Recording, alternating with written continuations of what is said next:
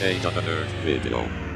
Hello, fellow nerds. My name is Taylor Salen, and today we're going to be doing a quick review of Ocean's 8. Now, in case you're unaware, Ocean's 8 is the reboot-quel, I guess you could call it. It's part reboot, part sequel. It stars Sandra Bullock in the title role of Debbie Ocean, who, in case you don't know, is supposed to be Danny Ocean's sister in the film. You also have Cate Blanchett, you have Helena Bonham Carter, you have Anne Hathaway, Awkwafina, Rihanna, as well as Sarah Paulson, who are all wonderful in the movie. And I think the biggest thing that this movie has going for it is its cast. I think the standouts for me in this movie were Awkwafina, who had a really great little role with a lot of comedic bits in it that were wonderful. Rihanna's also great. Sarah Paulson in particular, I think, did a really wonderful job in this movie. Everybody was really great and really did what they could with the script. But the problem is that this script is not really that great, I don't think. The director this time around is Gary Ross, who wrote the script, co-wrote the script, I should say, with Olivia Milch. I think Ross does a fine job of sort of trying to emulate that ocean style that Soderbergh so well encapsulated in those first three movies, and especially the first one. But there's a certain lack of energy that this movie has visually, and as far as the style and the tone, it was something that really bugged me, and I really don't think Gary Ross, A, matches that tone very well of the original trilogy, and B, he really doesn't add anything new. So what you have is this wonderful cast, and you have a great concept in bringing this story to life, and then you have someone like Gary Ross, who's a fine filmmaker, and I don't really think his output since The Hunger Games has been anything too special. But yeah, there's not really too much below the surface in this movie.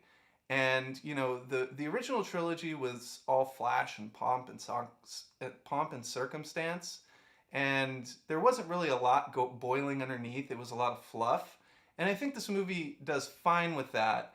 But even in comparison to those original films, the characters in this movie just feel so flat on the page. There's not really much that you learn about them. Even Debbie Ocean, your main character, she doesn't have a lot of motivation, complexity, or depth. This movie is all style and no substance. Again, the original movies were kind of in that same vein, but at least there was something to come back to. I think that the way Soderbergh shot those movies, in combination with the music, which I think the closest correlation between these two movies is the music that Ross uses in this movie, as well as the music that was used by Soderbergh. So you have this really interesting juxtaposition of a movie that's trying to remind you of the originals, and yet at the same time it's something that is far inferior to the originals.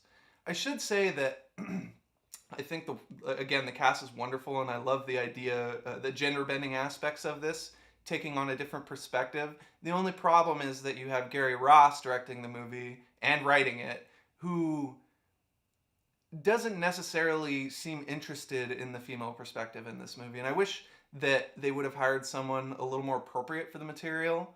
I think Ross is fine by, sort of journeyman standards, but there's nothing really interesting or special going on about this movie. I think that the costume design, in particular with Cate Blanchett's character, is pretty wonderful. She gets to have a lot of fun with her character as far as costuming. But again, that's really all we get to know about her is, through her look. She doesn't do a whole lot in this movie, unfortunately. So that was kind of disappointing for me. Overall, though, I think that the movie is really fun. It's a great time in theaters. I think by most standards, people will enjoy this. The first thought I had to myself when exiting the theater was how much I wanted to go back and watch that original Ocean's movie. And, when your movie's trying to make its own stamp and also adhere to the franchise, it's usually never a good thing when you think about the other movies as opposed to the one you've just watched. I have a lot more to say about this movie, but I don't want to go into spoilers, so I'm trying to keep it as light as possible. So we might do a spoiler video down the line a little bit. But overall, like I said, I had a fun time with the film. If I were to rate it, I'd probably give it a 3 out of 5. I think the cast really does a lot in elevating the material, but also has its downfalls, as far as the script and some of the direction. So that's going to wrap it up for this review. I would love to know what you guys think or thought about the movies in the comments. Did you love it? Did you hate it? Do you agree? Do you disagree? Let me know. I want to hear what you guys think. So with that said, I'm going to wrap it up. You can always find me writing at ageofthenerd.com, and you can find me on Twitter at Taylor Salen. Until next time, we'll see ya.